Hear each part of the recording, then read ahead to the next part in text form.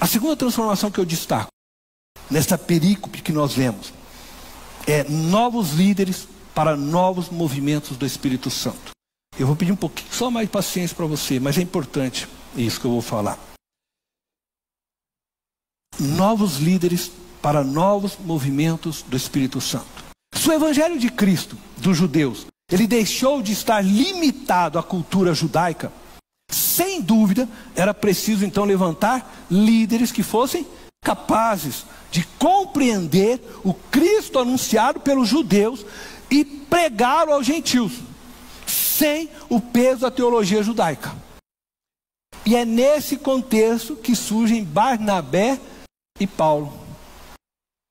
Diante dos acontecimentos em Antioquia, os apóstolos que estavam em Jerusalém e os judeus convertidos ao cristianismo resolvem então averiguar, o que está acontecendo e enviam Barnabé para que ele pudesse analisar se realmente a experiência em Antioquia era de fato um movimento do Espírito Santo sobre a igreja. Barnabé era um dos esteios em Jerusalém. Ele tinha vendido a sua terra e auferiu o que ele arrecadou à disposição da comunidade. Ele intermediou por Paulo e ajudou os primeiros passos de Paulo na fé. Ele tinha os dons, segundo Atos 13, no versículo 1, de mestre e era profeta diante daqueles homens. Certamente ele era a pessoa certa para essa tarefa. Então ele tinha conhecimento e tinha serenidade para discernir e se posicionar em relação ao que acontecia. Chegando lá na cidade então de Antioquia, Barnabé se depara com uma grata surpresa. Uma comunidade florescia no mundo pagão, sem os ritos judaicos. Ele reconhece aquela comunidade como uma expressão legítima de igreja e da ação do Espírito Santo. E ele se adianta a uma discussão que Paulo teria mais tarde com a liderança em Jerusalém sobre a guarda da lei de Moisés, que resulta então no primeiro concílio da igreja cristã, que se encontra no livro de Atos capítulo 15.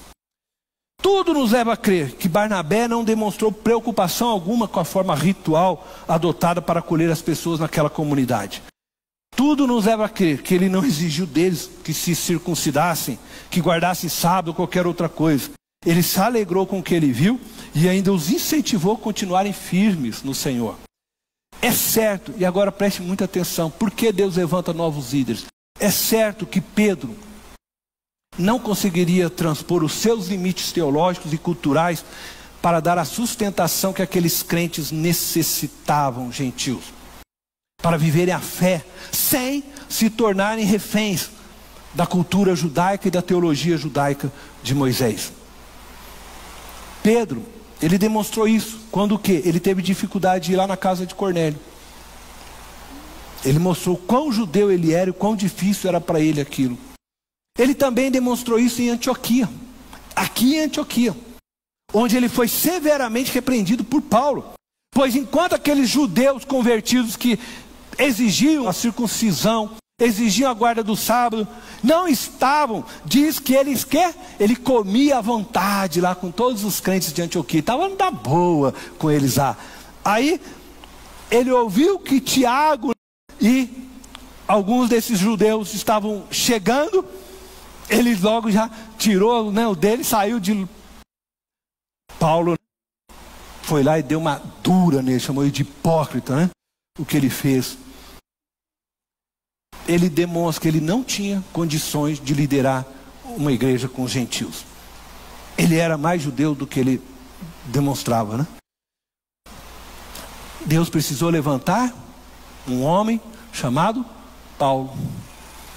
Precisava de um novo líder para uma nova fase da história da igreja. Pedro não servia mais para aquela fase. Pedro foi um grande líder para enfrentar os judeus do Sinédrio, porque ele ainda tinha muito, mas agora precisava de um líder para começar a levar o evangelho para fora dessas fronteiras. E aí levanta Deus Paulo. Um novo movimento, uma nova liderança. Está aqui no livro de Atos. A cada novo movimento na história da igreja pelo Espírito Santo, Deus levanta novos líderes capazes de compreender o novo e de pagar o preço para o estabelecimento deste novo movimento.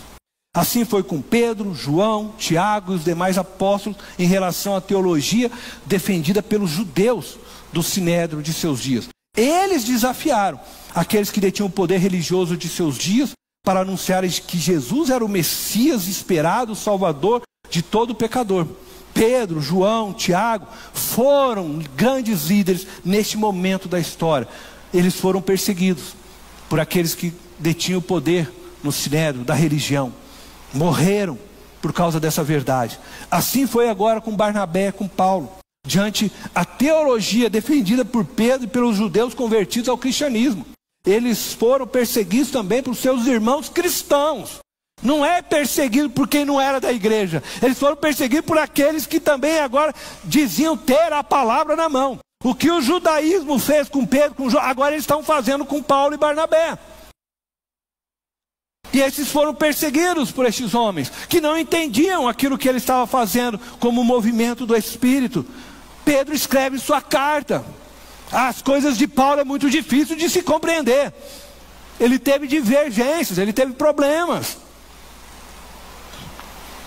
Mas Paulo foi firme, foi usado por Deus. Por isso nós hoje recebemos esse evangelho da graça, porque Paulo se manteve firme.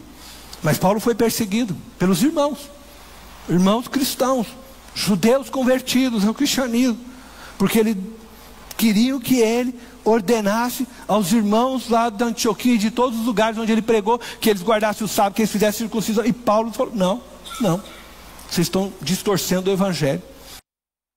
Irmãos, assim foi na história, assim foi com João Russo, foi com Lutero, foi com Calvino, os puritanos. Diante a teologia defendida pelos teólogos católicos, Deus levanta esses homens para um novo movimento. Mais uma vez era preciso romper com o poder que aprisionava aquele evangelho. E aí Deus levanta todos esses homens na história. Eles foram considerados pelos católicos hereges, foram perseguidos pela igreja cristã por defenderem verdades bíblicas que a igreja não conseguia enxergar. Assim foi com os batistas, John Smith e Thomas Harris, diante a teologia defendida pelos reformadores, com respeito ao batismo infantil.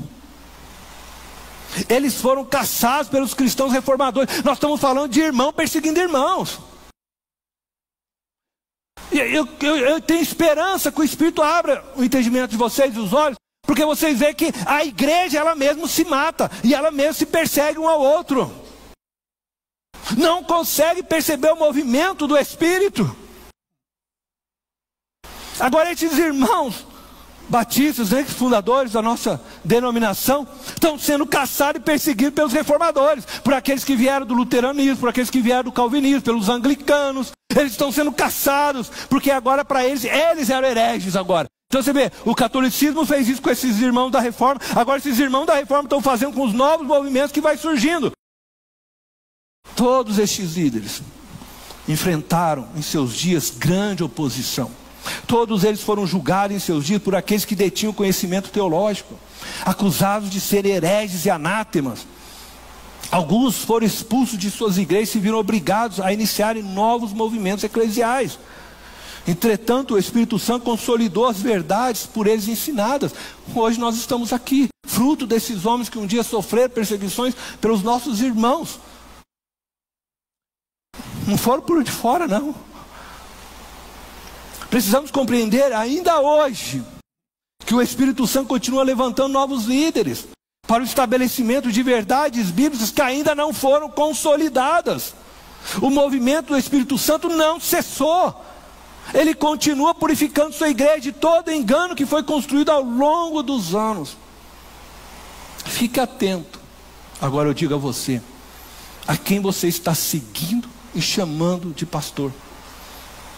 Neste movimento do Espírito Santo, por novos líderes, para a purificação da sua igreja, também surgem muitos homens, conhecedores das mais diversas teologias, mas que não conseguem se libertar das correntes teológicas que aprisionam a sua leitura bíblica, os levando a caminhar contra aqueles que o Espírito de Deus chamou para um novo tempo.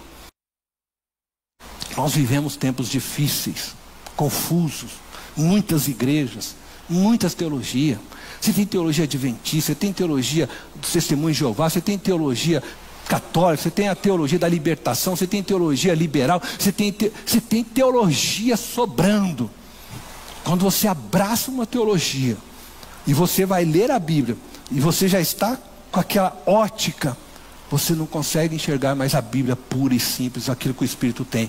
Porque aí você começa a ler através de toda aquela lente que já foram colocadas sobre a sua mente. Você perde o mover de Deus na história. A teologia, ela é boa para você analisar, aprender, ouvir, criticá-la. Enquanto você tem um espírito crítico, você está livre.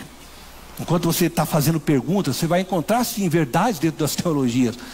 Mas você vai encontrar coisas que você fala, não, espera, isso aqui a Bíblia não condiz com isso. Mas quando você fala, não, eu abracei isso aqui, eu sou calvinista. Não, eu sou agostiniano. Não, eu... Esquece, filho. Você vai se perder na jornada. Porque você não vai mais conseguir ler a Bíblia pura e simplesmente Bíblia, teologia bíblica. A tua visão vai estar distorcida, míope. Nós vivemos esses tempos confusos. Aí você encontra aí nos sites aí o pastor arminiano discutindo com o outro que é calvinista, o pastor que não sei o que discutindo com o outro que é da não sei das contas, e cada... Gente, para de olhar essas coisas. Olha a Bíblia. E quando alguém vir falar para você alguma coisa, fala, peraí, me mostra na Bíblia.